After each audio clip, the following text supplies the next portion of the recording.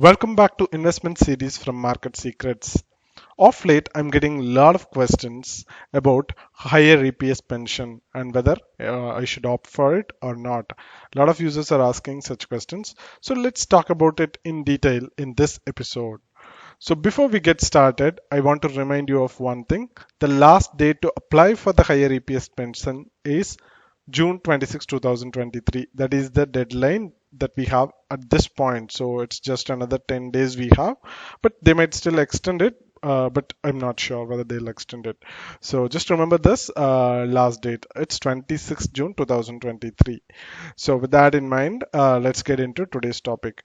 So Employee Provident Fund, that is EPFO, the members of the EPFO, like any employees, right? They're entitled to a pension after retirement. So if you are contributing to EPFO through EPF and DPS, right? So you are entitled to a pension after your retirement.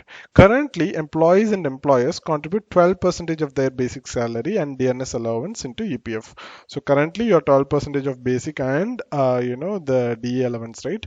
12% of it will go to EPFO, and of this 12%, that is 12% from employee side and 12% from employer side. So from this employer side alone, this 12% of employer's contribution, right? It is again, divided into two, and 8.33% of it goes through EPS, that is Employee Pension Scheme, and 3.67% goes to EPF. So that is how it works. So 12% from the employee, 12% from employer, 12% from employee directly goes to your EPF account, and from the 12% contribution from the employer, 8.33% goes to EPS, and remaining 3.67 goes to EPF. That is how the CPFO is structured. So now there is one thing. So this 8.33 percentage that goes to EPS, right? This EPS contribution is capped at the maximum amount of 15,000 rupees per year. So even if the employee draws a higher salary, even then the EPS contribution per year is capped at maximum of 15,000 rupees per year. So that's 1,250 rupees per month. So this cap on EPS was introduced in 2014 through an amendment to EPS. So there were issues after this 2014 amendment regarding the pension contribution on the highest salaries, as pensionable salary was taken as 15,000 rupees for pension calculation due to this capping. So a lot of employees went to court asking for the higher EPS contribution. So the issue went to the court, and Supreme Court had recently ordered removal of this capping if employee chooses to contribute above the capping limits. That is, if you want to contribute the actual amount of this 8.33 rupees of your salary, then you should be allowed to do it. So there shouldn't be a cap for you. So if you want to choose the whole 8.33 percentage of your salary, right, every month, then you should be provided an option to do that. So EP, as per the Supreme Court directions, right, EP has provided a due date for this, so which is actually currently extended to 26th June. So you can make your choice before this particular due date. So for such employees who are opting for this higher EPS contribution, right, they'll get a higher pension as well, and it will be backdated as well. So there are a lot of complications and complexities involved. So let's take a simple example to discuss about this in detail. So let's assume you have become a member of EPFO in 2010 and you have not opted for the higher contribution so far. So you have become an employee in 2010, you started working in 2010 and you joined the EPFO in the same year. Now consider that it's 2016 and your monthly salary has increased to 50,000 rupees. So your monthly salary is increased to 50,000 rupees in 2016, and your employer contributes 6,000 rupees, that is 12% of this basic pay, right? They need to contribute towards EPF. So they are contributing 6,000 rupees out of 50,000 rupees. 12% is 6,000 rupees. So they are contributing 6,000 rupees to EPF every month. So here I'm taking the whole salary as basic pay. Okay, so just don't get confused too much. So 50,000 rupees is basic pay, and out of that 50,000 rupees, 6,000 rupees goes to EPF from employer side every month. And out of this 6,000 rupees, right, that is 12 percentage of the employee contribution, 8.33 percentage of it goes to EPS. So 4,165 rupees should go to EPS and the remaining should go to EPF. So 4165 should go to EPS. But due to the capping of EPS, like I mentioned earlier, the EPS capping is done at 1250 rupees per month. So even though you are allowed to contribute 4165 rupees, you are actually contributing 1250 rupees to EPS every month. So this 1250 rupees will go to EPS every month, and the remaining 4750 rupees will go towards EPF.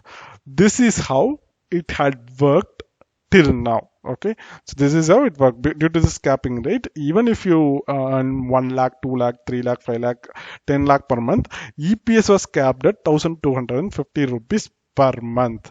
So that is what had happened so far.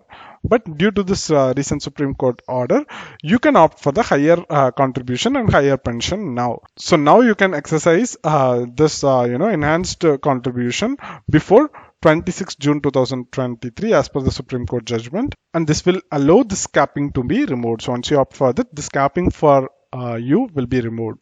But remember, this is a one-time only option and it is a non-reversible switch. Okay, so once you opt for it, you can't come back. Okay, so it's not like every month, every year you can switch between these two. You cannot. It's a one-time switch and it's non-reversible.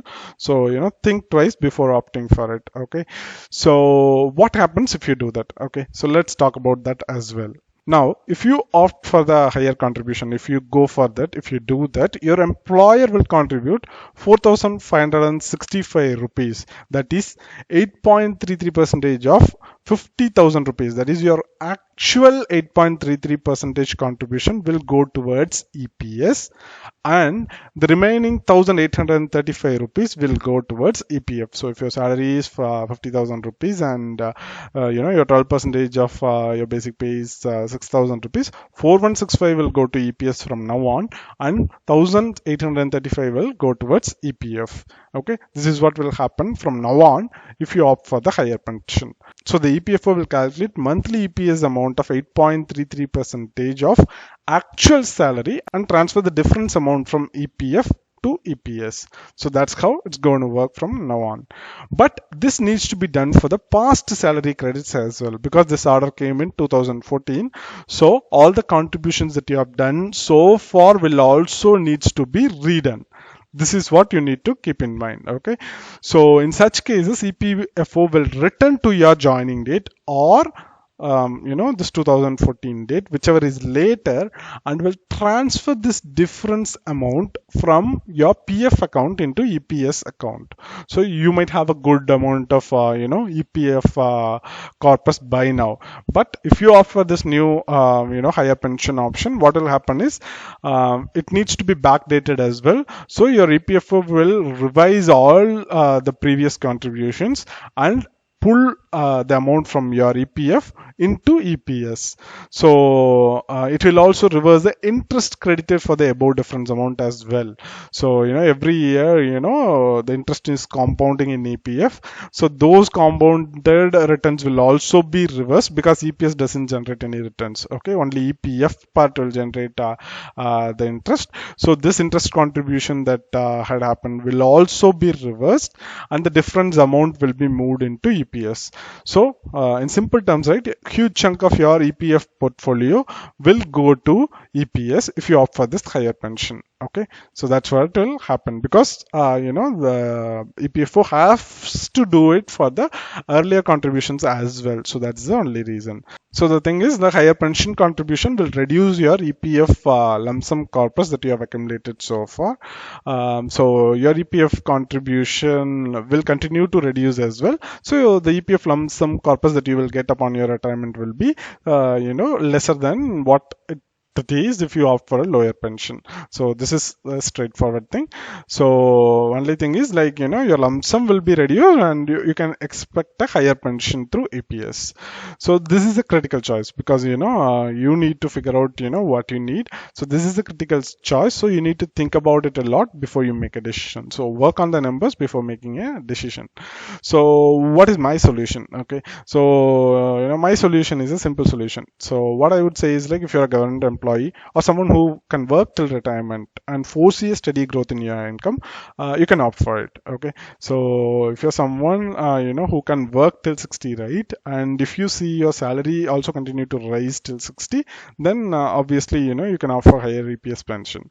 But if you're an IT employee or if you're in such a field which has high job risk, or if you're someone who's targeting financial independence and retirement early, and maybe if you're someone who wants to take up a low paying job in the future, as a lot of people like stress free low paying job after they have attended financial independence, right? So for such people, I think it will be better off not opting for the higher pension contribution. Why? Because the EPS pension calculation will be done considering the average salary during the contribution period of service in the span of last 60 months preceding the date of retirement. So if you are retiring today, the last 60 months average salary contribution will be taken, and based on that calculation, your pension amount will be decided. So if you are taking up low paying jobs in the future, you'll be in trouble because even though you have contributed huge amounts to EPS earlier, since your contribution is very low now, you will be in trouble. That is going to be the biggest issue now. Okay, so for people who want to retire early, or people who don't have a steady job, or who can't foresee their future in their fields, if they offer higher EPS, there's a risk here. Maybe such people can ignore this higher contribution and higher pension option. But of course, this is a quick way to make the decision. Whatever I suggested, right? It's a quick way to make a decision. The best option or the better solution here is to go with online calculators. Even EPFO has released an online calculator recently. So go to that calculator, plug in your numbers, and you can get the prox numbers, and you play with that and make the decision. So that is how you need to do it. But please do remember, last day for opting higher pension is 26 June 2023. And with that, we have come to end of today's episode. If you have any queries, comments, or feedback about this episode, please leave it down in the comment section. I'll be happy to address it. Also, hit the like button if you like this video and share it with your friends if you find it useful. Also, subscribe to our YouTube channel and click the bell icon to get notified whenever we upload a new video or conduct a live session. Thanks for watching. Have a great day. Goodbye.